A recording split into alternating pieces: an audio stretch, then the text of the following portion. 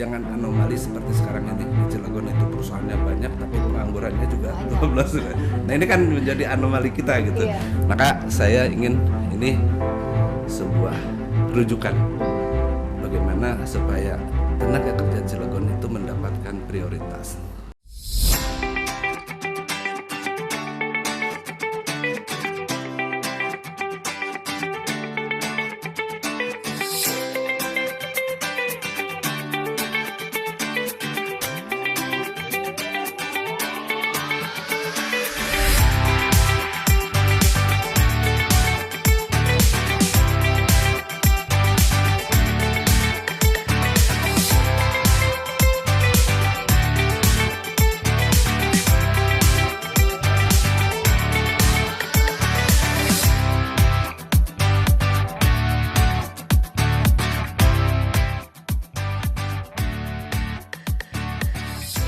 Assalamualaikum warahmatullahi wabarakatuh. Kembali dalam podcast Soan DPRD Kota Cilegon. Masih bersama saya Fitri Ratu. Mudah-mudahan kabar sehat dan kabar baik ya untuk sobat podcast Soan DPRD Kota Cilegon. Selalu ada tamu yang spesial tentunya, berbagi cerita, kemudian juga berbagi program kerja dan juga mengenal lebih jauh sosok beliau dengan profil yang bisa kita gali. Kali ini tamu spesial saya adalah anggota Komisi 2 DPRD Kota Cilegon dan masuk dalam fraksi Nasdem PKB. Sudah hadir Bapak Sanudin. Assalamualaikum, selamat pagi. Waalaikumsalam warahmatullahi wabarakatuh. Apa kabar Pak? Alhamdulillah. Alhamdulillah. Ini kayaknya sibuk apa nih Pak akhir tahun? Yang jelas sibuk Dewan hari ini memang lagi sibuk-sibuknya juga Lagi memang. sibuk-sibuk rapat dan Rapat lain-lain ya misalnya. Pak ya. Wah. Ada pansus juga nih di depan kalau nggak salah 3 Wah, lagi. luar biasa padat Siap, ya. Belum padat lagi banget. raperda ya Pak ya. Iya, belum lagi yang kami kemarin rapat tentang penyelenggaraan ketenagakerjaan baru kemarin diparipurnakan. Mudah-mudahan di provinsi tidak, kalaupun ada revisi-revisi, tapi harapan kami sih bisa menjadi perda dan ternomorkan di lebar daerah. Itu harapan kami sampai sana. Amin ya, mudah-mudahan bisa tidak ada Siap. kendala ya Pak Ya. Sanudin. Amin. Baik, sebelum kita ngobrol jauh nih seputar kinerja, kemudian juga tugas dan fungsi, terutama ingin tahu tupoksi dari Komisi 2. Kita ingin lebih kenal Pak Sanudin nih. Tak kenal maka tak sayang, istilahnya kata anak Siap. sekarang ya Pak. Siap. Baik, tinggal di mana sih Pak kalau di Cilegon? Di Warnasari. Di Warnasari. Ya, Ini ya. termasuk di daerah Dapil Pemilihan? Dapil 2. Dapil 2. Ciwandan Citangkil ya Pak ya. Ya, kecamatannya Citangkil. Kecamatannya Citangkil. Wah, ini kalau di tempat tinggal begitu, seperti apa sih Bapak dengan tetangga? Apakah juga ikut kegiatan-kegiatan di masyarakat begitu? Kalau yang bersifat normatif itu kan terseret ya. Bukan harus ngide gitu, itu mah diseret harus bersosialisasi, mau nggak mau itu mah Iya. di lingkungan mah. Cuman yang ingin saya ceritakan gini, bahwa background saya menjadi dewan itu dulunya dari buruh saya ketua Serikat Buruh Krakatau Steel yang menaungi karyawan outsourcing di lingkungan PT Krakatau Steel. Oh, dulu. itu awal mula latar belakangnya di situ ya Pak ya, sebelum iya. masuk ke dunia politik. Iya, dari 2010 sampai dengan hari ini saya kebetulan masih ketua umum. Oh masih ya Pak, masih menjabat. Waduh, ini masih ketua berarti umum. double profesi ya Pak? Double profesi, ya, cuman profesinya lebih Profesinya berat-berat lagi ya Pak? Iya, karena memang buruh outsourcing beda ya dengan buruh PKWTT, buruh-buruh organik. Iya, karena kan Buruh, memang ya. di luar dari ini Iya, ya Pak ya, kalau untuk outsourcing ya. Di luar core bisnisnya perusahaan gitu, tapi ikut menghidupi perusahaan pemberi kerja gitu betul, kan. betul, Jadi betul. memang dia kalau outsourcing itu kan punya 2 tuan, yang satu tuan pengelola, yang satu tuan pemberi kerja gitu. Nah, dan ada yang tidak balance saja di antara itu. Buruh outsourcing itu yang duluan lebih kena. Dan memang masih banyak ya Pak ya. Kalau melihat dari Undang-Undang Cipta Kerja kelihatannya sistem kerja outsourcing itu akan lebih luas lebih sebenarnya ketimbang Yang dulu yang diatur permanen di misalnya. lebih diatur di Undang-Undang 13 2003 gitu. Ada penguatan tentang posisi outsourcing di Permen 19 tentang pengakuan lebih banyak ke humanisnya. Dan itu memang sedikit agak bagus gitu. Tapi kalau Ciptaker kelihatannya memang lebih ke outsourcing lebih banyak. Baik, dari dua profesi tadi nih Pak, ini saling berkaitan nggak sih Pak? Tadi kan dari Komisi 2, kemudian juga membawahi teman-teman di outsourcing juga. Ya, kebetulan saya di Komisi 2 itu, dan memang Komisi 2 itu membawahi kemitraannya adalah menaker, tenaga kerja naker gitu. Jadi ya memang kalau dihubung-hubungkan ya memang Saling kebetulan berkaitan gitu. Ya? Kebetulan saya memang ada di situ.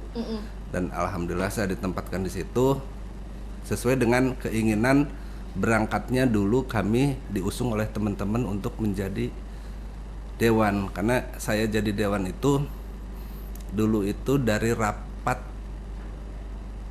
kerja SBKS waktu itu di Ciomas, bahwa dari hasil keputusan rapat mereka itu mengatakan bahwa SBKS tahun 2020 harus punya legislatif, harus punya dewan, ya? harus punya perwakilan di dewan. Nah, makanya dari hasil RUTP itu diaplikasilah di 2019. Dan alhamdulillah sekali nyalon saya langsung jadi. Oh, ini periode pertama berarti periode ya, Pak? pertama. Alhamdulillah. Cuman yang ingin saya katakan di sini bahwa buruh adalah kompak gitu ya. Buktinya kalau yang diusung dengan notabene langsung buruh gitu, langsung jadi gitu. Tidak harus mencoba kedua kali gitu. Sekali langsung jadi gitu. Berarti kan kompak ya, nah, solidaritasnya kuat. Itu yang ingin saya garis bawahi, bahwa buruh punya solidaritas yang kuat. Ini awal mula ya, latar belakang Pak Sanudin ini memang bermula dari tadi ya, di Serikat Buruh, kemudian maju di dunia politik, dan ini juga membawa nama mereka begitu untuk menyuarakan apa sih yang menjadi aspirasi teman-teman buruh begitu ya Pak. Nah, kalau menjadi aspirasi teman buruh, karena saya backgroundnya dulu adalah mengadvokasi teman-teman outsourcing, jadi itu di status buruh outsourcing gitu. Terutama ya memang. Terutama outsourcing, karena memang terjadinya masalah itu lebih banyak di outsourcing. Yang paling depan kena dampak itu memang outsourcing.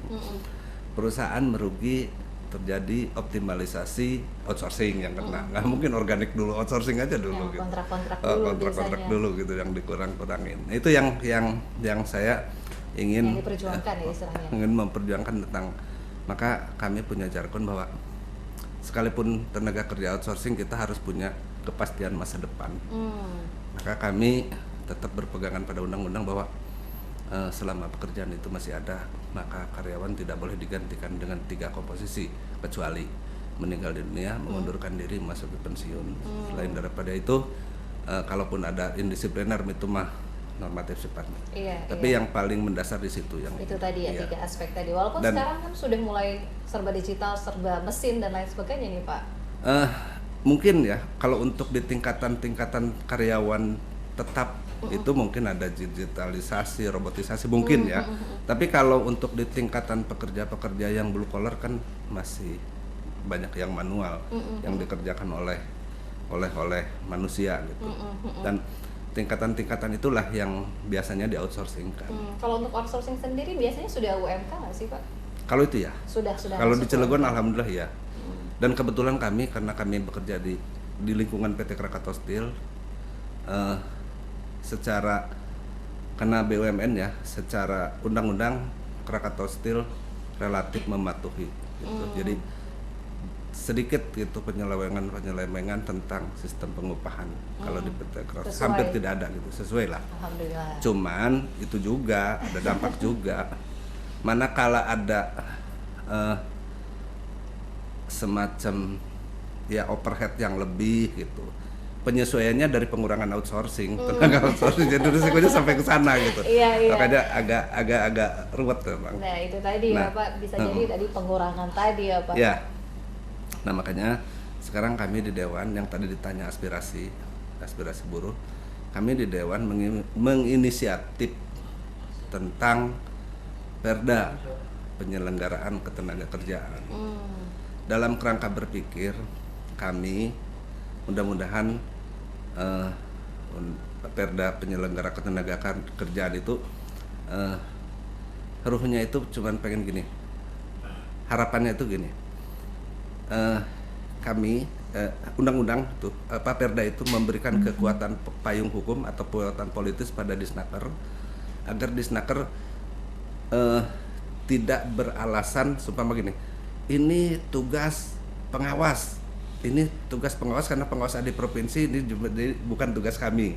Nah kami bikin Perda itu, Perda tentang penyelenggara ketenagakerjaan itu, mereka itu menjalankan Perda pengawasan terhadap perjalanan undang-undang ini gitu. Undang-undang ini jadi dilaksanakan oleh perusahaan. Nah Disnaker Cilegon itu yang berhak untuk mengawasi ini. Gitu.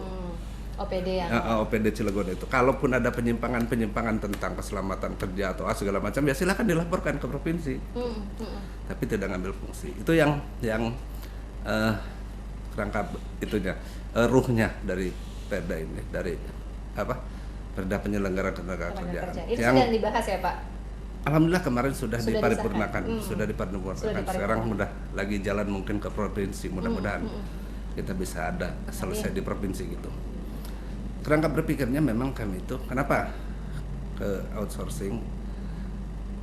Itu kan saya makanya tentang hubungan kerja yang kami tuangkan tentang keselamatan, kesehatan kerja, termasuk BPJS segala macam. Terus yang ketiganya tentang union busting, yang keempatnya tentang tenaga kerja asing. Jangan sampai tenaga kerja asing merebut lahan. Punten, merebut lahan lah gitu. Merebut lahan artinya gini, kalau pekerjaan itu bisa dikerjakan oleh kita orang, kenapa mesti pakai tenaga asing? Artinya kalau pekerjaan-pekerjaan yang blue collar mah enggak, ya kita juga bisa gitu melaksanakan. Itu aja. Kecuali tenaga ahli. Kecuali tenaga ahli yang bawa brand seumpama gini. Dulu kami kerja di KS itu pakainya Hilsa. Hilsa itu dari Meksiko. Memang mereka yang didatangkan ya memang ahli Hilsa gitu.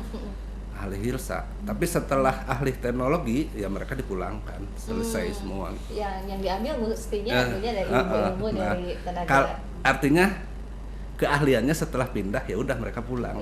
Tapi kalau blue collar di sini kita juga punya dan memang pekerja kita gitu posisi itu ya sudahlah kita saja gitu. Dan yang kelima rekrut, sistem rekrut. Saya ingin ada keberpihakan dari Perda ini sebagai wujud nyata bahwa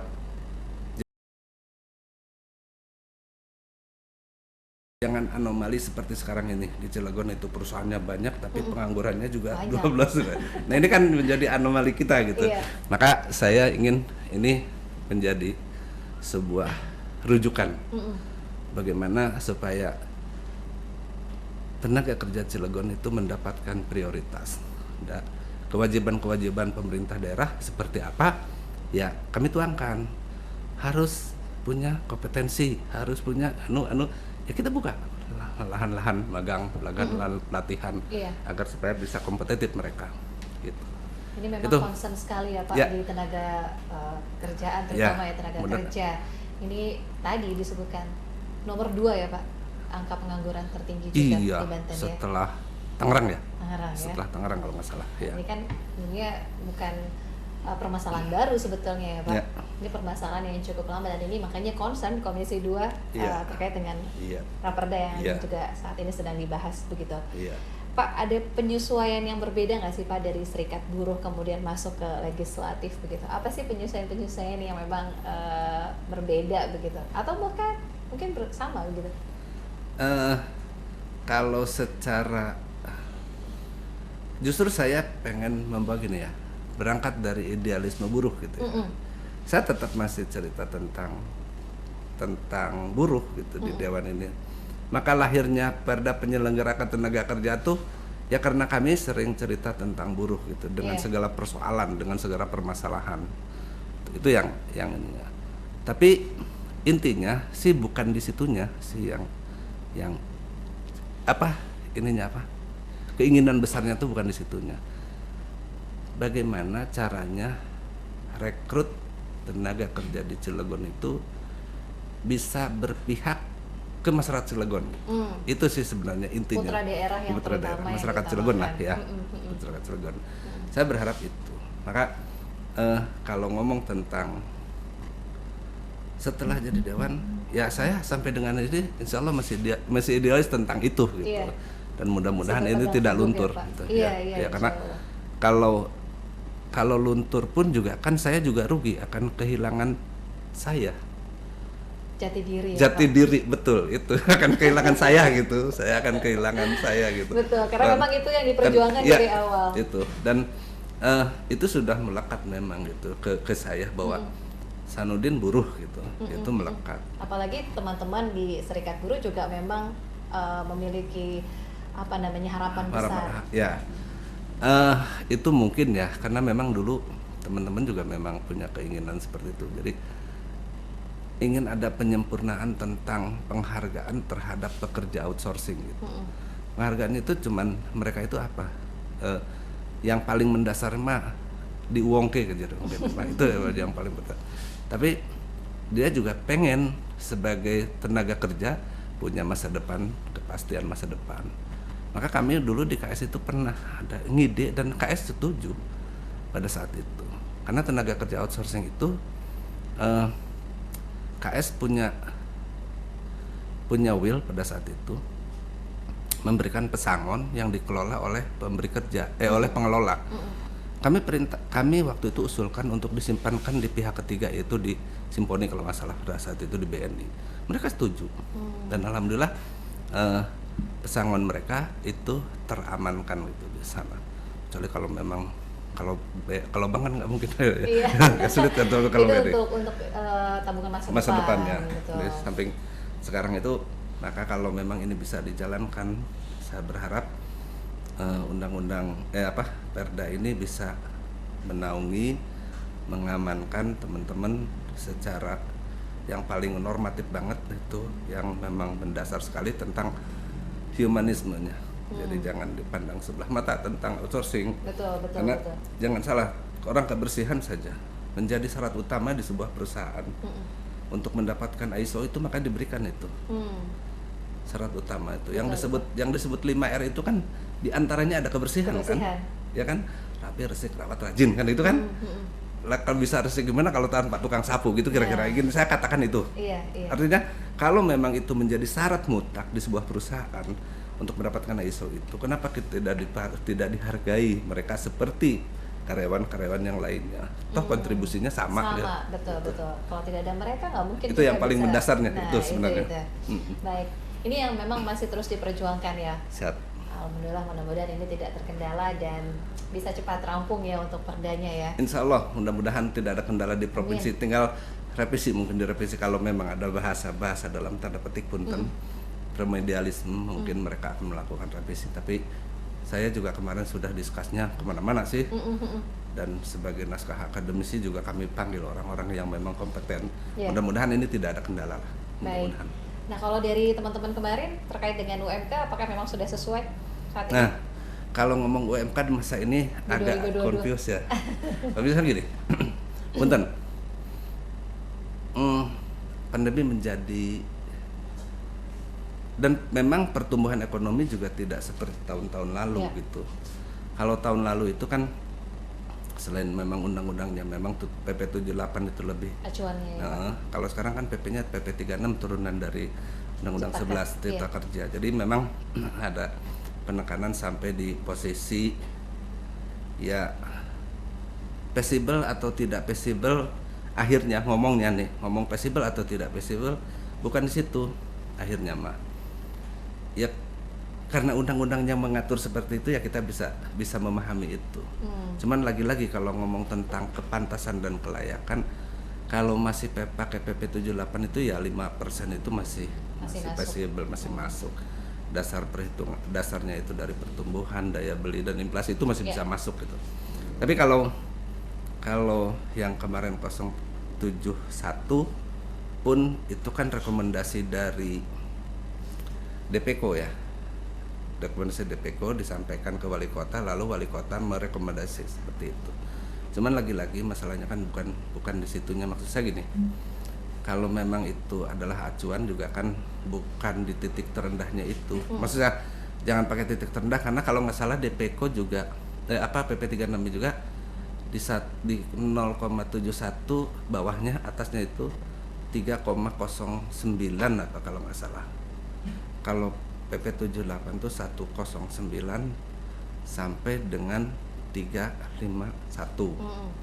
Nah, itu kalau nggak salah itu itunya ruang negosiasinya di situ gitu. Jadi kalau kita ambil tengah-tengah ya di antara 2% itu sebenarnya masih mungkin gitu. Cuman ini lagi-lagi pemerintah kan punya kewenangan, karena di PP 36 juga putusan MK juga kan nggak begitu ini. Di putusan MK itu ada di poin 4 dan poin 7 itu kan bertolak belakang. Poin 4 mewajibkan undang-undang itu masih berlaku sampai dengan 2 tahun. Kan gitu kan? Di poin 7-nya, karena undang-undang ini belum itu, maka tidak boleh mengeluarkan keputusan-keputusan strategis. Kalau diurut keputusan strategis termasuk sistem pengupahan itu keputusan strategis. Tapi kan harus diambil. Diambilnya di mana? Diambilnya lagi-lagi ini. Kalau perdebatan di situ kan saya hanya berpikir gini, ada kekosongan hukum pikir saya. Jadi harus ada diskresi.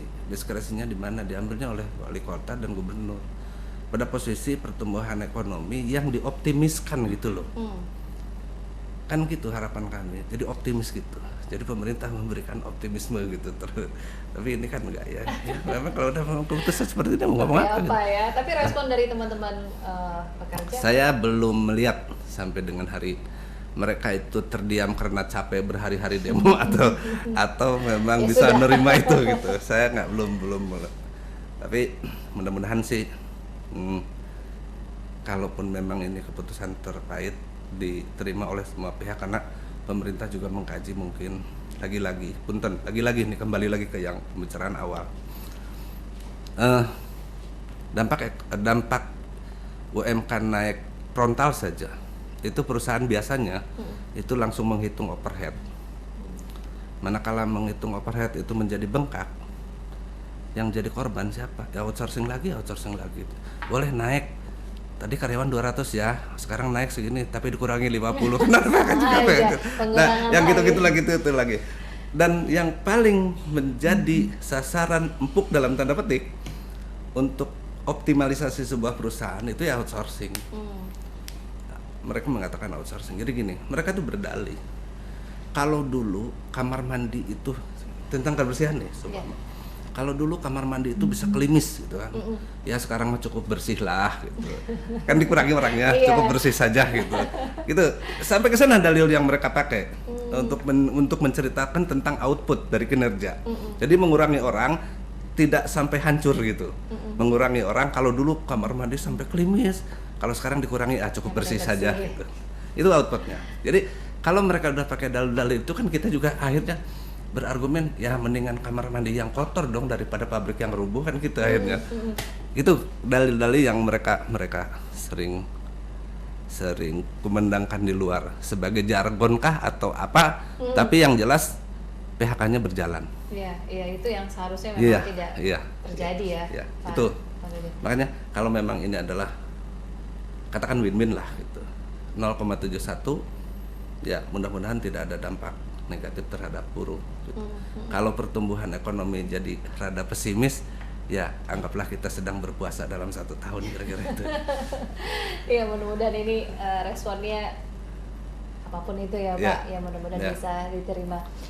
Selain concern di tenaga kerja nih di Komisi 2 ya, khususnya ini mengambil aspirasi dari teman-teman pekerja. Apalagi nih Pak concern yang lain selain tenaga kerja? Unik di Komisi 2 itu karena Komisi 2 itu menangani tentang sosial ya. Jadi tentang sosial itu ya tentang lebih banyak tentang permasalahan sosial ya, terkait dengan banjir lah, dengan THM juga gitu yang jadi perdebatan publik sampai dengan hari ini. Betul. Menarik atau tidak menarik, memang itu jadi perdebatan gitu. dan itu memang harus disikapi oleh pemerintah. Ya memang tugasnya pemerintah seperti itu. Nah, yang di Komisi 2 karena menangani masalah sosial, jadi lebih banyak bekerja lebih banyak menggunakan nuraninya gitu. Jadi mungkin karena berangkat dari nurani, jadi kita kadang-kadang bisa lebih galak ke pemerintah sebagai lembaga kontrol, karena memang ada tangisan-tangisan yang tidak diketahui oleh orang banyak tapi mengeluhkan ke kami, lalu kami sampaikan. Yang di ini saya mah agak khawatir juga di bulan Desember sampai dengan Januari Februari itu kan musim penghujannya. Betul. Nah ini di Cilegon belum ada Banjir, penanganan yang komprehensif tentang penanggulangan masalah banjir, dan memang ini menjadi PR kita bersama antara pemerintah dan kami sebagai legislatif. Cuman ada keseriusan lah gitu. Saya berharap ada keseriusan ke depan penanganan banjir itu, jangan sampai ya. Kalau Jakarta mah kalau banjir itu kan langganan ya. Jadi kalau tidak banjir justru ditanya sama mereka, oh tidak banjir gitu. Tapi kalau Cilegon banjir bertanya gitu. Kok bisa banjir gitu. Gitu. Karena gini, dulu itu ada sebuah hasil pengamatan, berdiri satu pabrik di Cilegon tuh nambah titik banjir menjadi 2 gitu. Jadi kalau berdiri 2 pabrik berarti 4. Nambah 10 pabrik 40 dong. Nah itu yang saya khawatir gitu. Nah ini artinya tentang pendesanan daerah tentang dunia industri itu supaya bisa diakui oleh semua pihak. Saya berharap pemerintah menyiapkan tempat yang memang cukup baik. Itu aja mungkin. Nah ini dia ya, mudah-mudahan ini bisa terperbaiki begitu. Nah ini berbicara juga untuk program kerja di 2022 nih Pak. Komisi 2 sedang menyusun rencana kerja apa saja? Yang jelas kita lebih mengutamakan tentang fasilitas sosial, terutama kesehatan, pendidikan, terus sosial kemasyarakatan yang bersifat ya mau nggak mau bahwa manakala pengangguran makin tinggi kan kemiskinan juga tinggi juga. Nah saya pengen ke depan itu ada perbaikan, penyempurnaan, penjemahan tentang sarana dan prasarana pelayanan publik gitu. Terutama prasarana kesehatan gitu, rumah sakit, puskesmas, biar ada perbaikan yang sempurna tentang infrastruktur dan pelayanan kepada masyarakat terutama ya Pak, apalagi kesehatan. Nah terkait dengan bantuan sosial juga ini itu juga termasuk itu gitu, bantuan sosial, terus program ketenaga kerjaan yang dikelola oleh Disnaker. Saya berharap ada pendidikan yang menuju ke arah profesional gitu. Kalaupun orang itu harus dicetak menjadi entrepreneur gitu, ya dicetak saja gitu. Nanti tempatnya kita bicara di mana gitu. Harus ada pelatihan. Harus ada pelatihan yang konkret gitu. Saya berharap itu. Walaupun tidak bisa masuk ke industri. Ada jiwa-jiwa usaha yang memang. Apa nih kira-kira yang bisa digali potensi yang dari Cilegon nih apa? Iya, jadi gitu. Pelaku UKM gitu ya. Gitu. Ada yang menariknya kan gini. Di sini dunia industri berat semua gitu. Kalaupun barang limbah-limbahnya itu pindah ke Jawa Tengah itu ternyata jadi hasil produk yang memang nilai ekonomis tinggi kan. Nah kalau di sini itu dibangun kenapa tidak gitu? Kan berarti tenaganya kan ahlinya yang belum ini. Nah kalau Disnaker bisa menciptakan itu kan paling tidak ada lapangan kerja kedua setelah dunia industri adalah dunia UMKM gitu. Kapan saya ke sana? Betul, dan juga mengurangi angka pengangguran ya Pak. Ke sana ujung-ujungnya. Karena tidak semua bisa diterima di pabrik atau tidak semua bisa jadi PNS begitu ya Pak. Jadi dibagi begitu. Saya kembali ke persoalan-persoalan yang ada di Cilegon. Ini kan ada beberapa persoalan selain tadi terkait dengan banjir, kemudian tenaga kerja. Seperti apa dorongan dari DPRD dalam fungsi legislasi ke pemerintah Kota Cilegon sendiri? Seperti apa sih Pak bentuk penyampaian aspirasinya? Kalau kami kan di 3 fungsi tidak lepas ya, kontrol, budgeting, dan legislasi. Kalau legislasi sudah dikontrol dan budgeting saja. setiap budget yang dikeluarkan oleh dewan kami melakukan kontrol kuat gitu. Maka kami ingin nanti ke depan juga ada semacam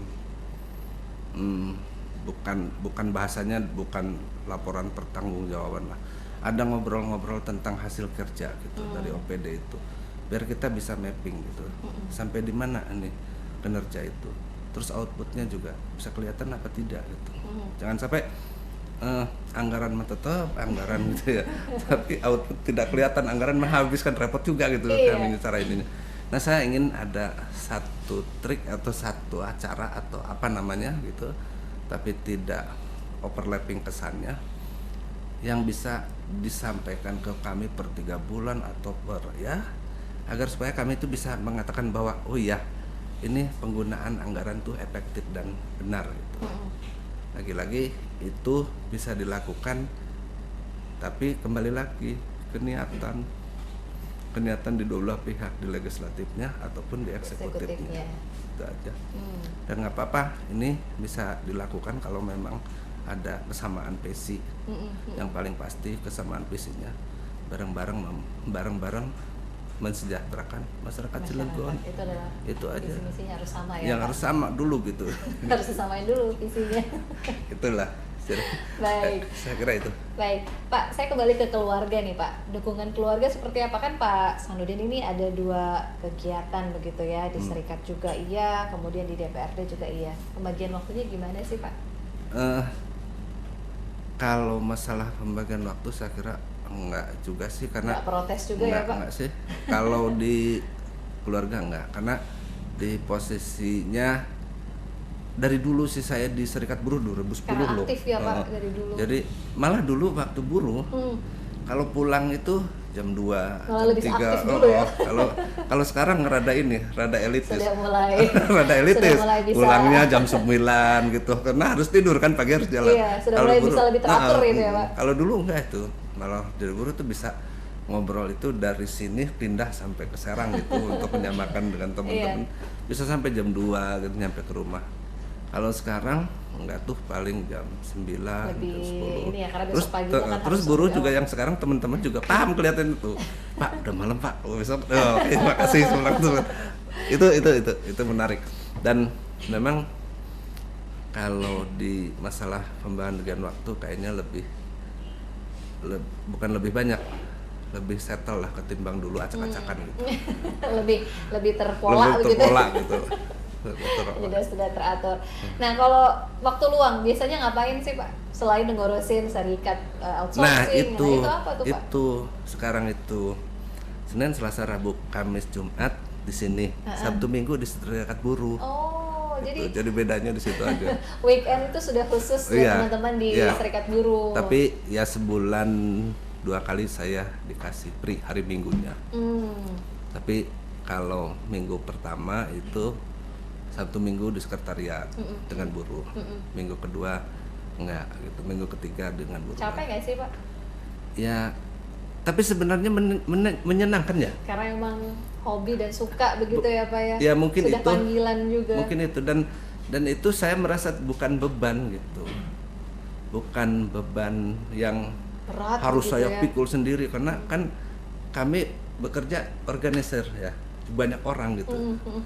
Ya kalau ada masalah ya saya ceritakan bareng-bareng, penanganannya bareng-bareng, hanya tinggal pendelegasian saja, hanya sistem manajemen saja mungkin. Dan alhamdulillah itu bisa kami terkoordinir, dan mereka sampai dengan hari ini masih konsisten menjaga itu. Karena sadar mungkin dengan posisinya. Kalau ada pilihan mau milih yang mana nih Pak? Kedua-duanya akan menjadi pilihan menarik buat saya. Hidup berarti itu lebih enak daripada tapi benar, enakan jadi pemain daripada jadi penonton. Benar. Tapi keduanya ini memang tidak terlepas dari bagian hidup ya Pak Sanudin ya. Mungkin sudah jadi takdir saya. Maka saya itu menjadi cap buruh gitu. Cap buruh. Tapi nggak apa-apa ya, memang itu yang menarik lah. Dan memang kalau memang dikatakan ini adalah takdir, ya saya menikmati ini. Karena tapi yang paling pasti takdir dan panggilan gitu ya Pak. Ya itulah mungkin. Tapi yang paling pasti harapan saya ini bekal saya juga gitu sampai ke alam sana. Amin, gitu. amin. Mudah-mudahan menjadi berkah untuk amin, semua amin. ya. Itu aja yang paling itu. Nah, ini pesan juga untuk generasi muda ini Pak. Ini kan banyak juga yang tadi disebut banyak tenaga kerja yang memang belum terserap, masih sampai saat ini belum mendapatkan kesempatan untuk bekerja. Apa sih Pak harapan untuk tenaga-tenaga muda yang punya potensi namun belum punya kesempatan begitu? Nah, sebenarnya kami sedang membuat harapan itu sih, ya termasuk Perda itu. Karena ada penekanannya itu ya kami katakan di sistem rekrutmen. Jadi ada ya harapan kami ada prioritas untuk harapan itu yang pertama. Yang kedua, itu pun jangan jadi sebuah harapan yang menjadi sebuah kepastian. Saya juga ingin ada generasi muda sekarang itu banyak celah yang bisa digali. Hanya tinggal komunikasi aja dengan pemerintah sebagai pengambil keputusan, sebagai pengambil kebijakan gitu. Kebijakan apa yang bisa diperintah, yuk kita mari bicara. Cuma ingin punya usaha seperti apa, kalau memang itu pemerintah kita fasilitasi, siap itu. Yang jelas bangun dulu semangatnya gitu. Dan untuk membangun semangat itu optimistis harus dibangun oleh pemerintah itu sendiri. Jadi harus jangan cuma jargon gitu. Ya. Termasuk juga untuk support sarana prasarana. Oh ya, iyalah, iya itu diantaranya. Apa sih Pak yang paling dibutuhkan terkait sarana prasarana? Kalau saya sih cenderung ya, punten ya, agak sedikit pragmatis kalau saya. Sarana dan prasarana untuk usaha lah, untuk usaha, karena itu yang menarik buat mereka. Untuk beberapa pengangguran itu yang menarik. Oh mereka gini, punten ya, daripada nganggur lah lebih punten. Daripada nganggur lebih baik ngojek. Itu aja mau kok. Iya. Kalau difasilitasi lebih dari itu mau. Saya yakin kok. Buktinya gini, overhaul tuh mereka kalau ada pabrik overhaul, angkut lumpur mau tuh nggak ada masalah. Berarti kalau ada fasilitas yang lebih daripada itu, fasilitas dulu sajalah untuk bisa mereka keinginannya. Artinya dengan pekerjaan kasar itu mau, kalau kita bimbing untuk menjadi katakan entrepreneur gitu, saya yakin mau. Asalkan itu tadi ya sudah di dan tidak ini kok. Coba berangkat ke Jakarta, di KP itu anak-anak muda pakai celana jeans cat. Itu pelayan KP, ternyata satu KP 8 orang itu adalah pemiliknya gitu. Yang jalan itu kan bagus tuh. Kalau bisa itu diciptakan kan bagus juga gitu. Jadi milik bersama, jadi usaha bersama, itu kan bagus. Nah kalau memang jiwa-jiwa itu bisa dibangun, optimis ke depan juga kan lebih baik. Betul, kenapa tidak dicoba di kota Cilegon juga ya? Cilegon juga. Nah, itu kan saya pernah. Kok sebelah kamu? Iya Pak, ini KP kami yang punya. Jadi kami 8 ini gitu loh. 8 orang itu pelayannya gitu. Hebat nggak? Gitu, jadi dimaksimalkan ya Pak ya. Luar biasa, ini mudah-mudahan bisa ditiru begitu ya. Amati, kemudian tiru dan modifikasi. Ya, itu yang paling pasti. Ini yang paling penting. Yang penting di situnya ada modifikasi di kita. Modifikasinya apa? Kultur, budaya. Itu juga tetap harus di. Betul, itu juga memang harus dijaga ya. Itu kan fondasi. Ini harus jangan melebar jauh dari budayanya itu tadi. Itu juga tetap kami pesankan gitu. Ya itulah. Mudah-mudahan Cilegon ini bisa tetap terwujud. menarik. Cilegon tetap kota industri, Cilegon tetap kota santri. Amin. Mudah-mudahan juga dari destinasi wisatanya juga bisa menarik sumber PAD juga begitu ya. Lagi-lagi kembali lagi ke pelayanan masyarakat. Wah, Mas Sanudi ini tidak terasa sudah hampir di sesi terakhir. Pesan apa sih yang ingin disampaikan untuk Sobat Podcast kali ini nih? Tadi kita sudah banyak berbicara seputar tenaga kerja, kemudian juga apa yang sedang dirancang dan diperjuangkan dari teman-teman di Komisi 2. Apa sih Pak pesan yang paling ingin disampaikan? Silakan. Ini aja mungkin yang ingin saya pesankan, mencoba berbuat sesuatu untuk orang banyak aja dulu itu, karena ternyata nikmat, berarti buat orang lain itu nikmat gitu dirasakan. Itu ya memang perlu tenaga, pikiran, bahkan mungkin setelah pemakaran pikiran juga waktu juga mungkin ada yang harus keluar dari kita, tapi ternyata nikmat hasilnya, karena memang ya kepuasan yang sempurna itu kan memberikan kepuasan pada orang lain. apalagi menjadi manusia yang bermanfaat juga. Itu untuk mah, orang lain. kemuliaan itu terlalu tinggi, itu mah terlalu tinggi. Ini mah itu aja dulu. Kalau bisa memuaskan orang lain itu, ya itu adalah ternyata kepuasan diri sendiri yang tidak bisa diungkapkan. Apalagi ya bisa bermanfaat begitu ya, Iya. Pak Hasanuddin ya.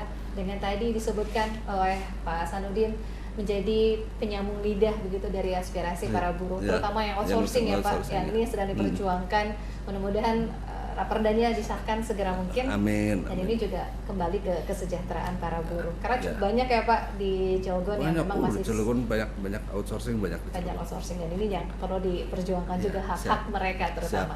Siap. Terima kasih Pak Hasanuddin, anggota Komisi 2. Sama-sama Ibu. Sehat-sehat ya, Pak. Amin. Mudah-mudahan lancar Dan segala yang kerjaan. paling pasti mudah-mudahan COVID segera berlalu Amin. beneran gitu. Bener-bener. Jangan Kembali balik lagi. normal. Kembali normal. Jadi kemana-mana nggak usah pakai Kalau- masker, kalau- tapi ya sekarang tetap harus prokes. Ya, itu tetap harus dijalankan. Baik, Oke. hatur nuhun Pak Hasanuddin. Mangga, sami-sami ya. Dan sahabat podcast Soan DPRD Kota Cilegon, terima kasih sudah ikut bergabung dan menyaksikan podcast kita kali ini. Semoga bermanfaat.